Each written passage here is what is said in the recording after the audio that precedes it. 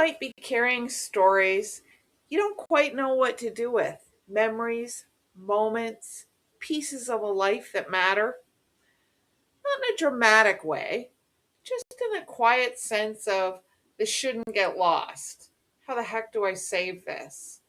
And maybe the way people used to preserve things doesn't quite fit your life anymore. Maybe it does. Some people knit, some people fix cars, some people do different things. You're not quilting every night. You're not scrapbooking at the kitchen table like your mom did. And still, the need to tell a story is there. The need to preserve what's important to you. So today, I'm not going to try and convince you to become more technical, but I want to offer you instead in a different way to think about storytelling and preserving your legacy and carrying on your family traditions. And a reminder that you already belong in a very old tradition. Humans have saved things forever, even if your tools are starting to look different. Hi, I'm Annie, trusted tour guide Annie. I help people navigate life's meaningful milestones, legacy projects, and the very human desire to gather what matters and pass it on with care. And this is Wisdom Wednesday. Here's something I've noticed over and over again. Some people fix old cars with their kids or their friends. Some people share sporting events together. Some people knit. Some people sew. Some people scrapbook. Some people run. Some people make photo albums, recipe books, or handwritten journals. I do some of those things.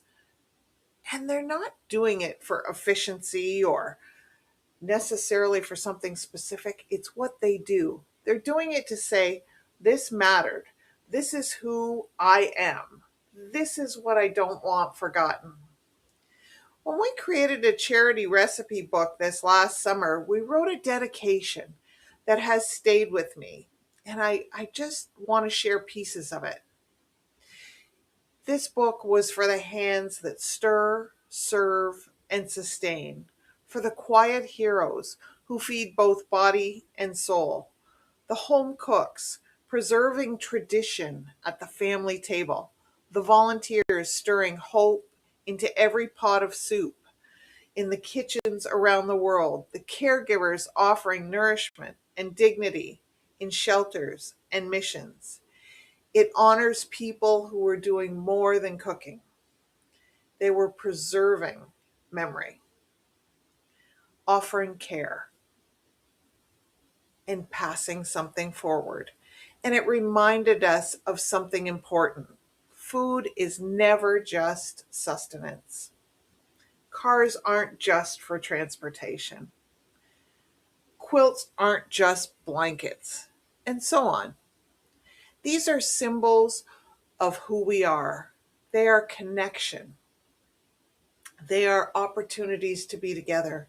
They are opportunities for us to leave legacy and our mark on the world. Cooking, for example, isn't just an act of making food, it's an act of giving. Every generation has found ways to do this. The tools change, but the impulse doesn't. And here's the reframe I want you to sit with. Using tools to tell your story isn't new, only the tools have changed. And quite frankly, they're pretty darn good. Project management, technology, digital systems, they aren't cold replacements for care.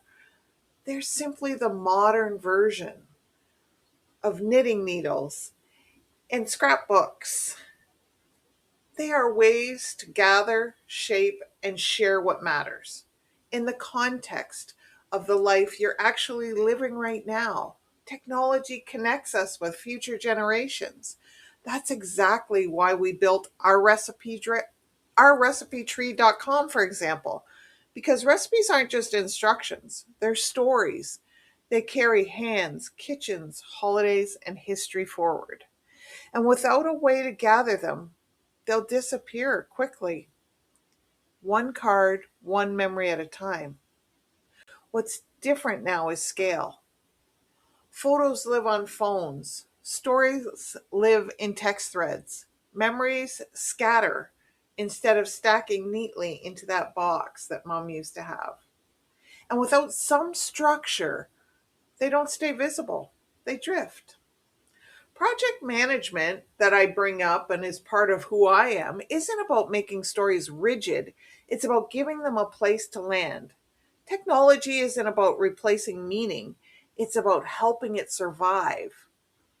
So here's all I'm inviting you to notice this week. What are you already collecting? What do you save on your phone? Is it photos? Is it a recipe? What are you doing without even realizing it? Voice notes?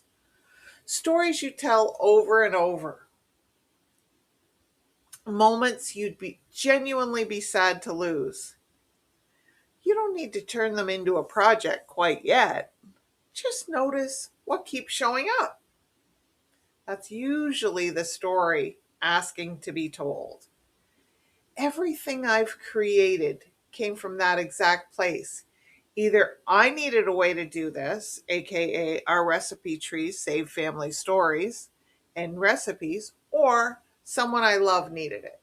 Not to make stories perfect, but to make them possible in modern life. Because when we gather what we've grown and take the time to share with care, we make the world a little more gentle, a little more fun. Lots of giggles. One story, one recipe, one memory at a time. And remember, I'll be right here next Wednesday to walk with you. And in the next several episodes, we're going to get into very specific tools you can use. And in the meantime, I want you to keep walking toward what matters.